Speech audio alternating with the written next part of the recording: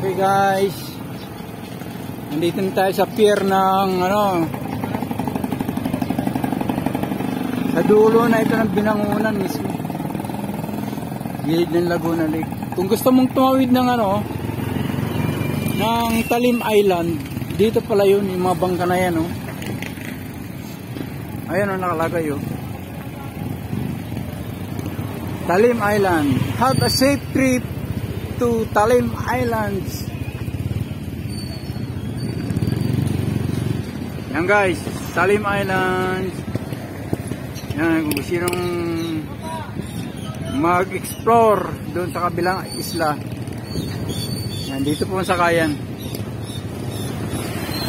Yan guys, dito tayo sa pier ng Binangonan. Dulo na to dulo. Yan dito na rito yung Pasig.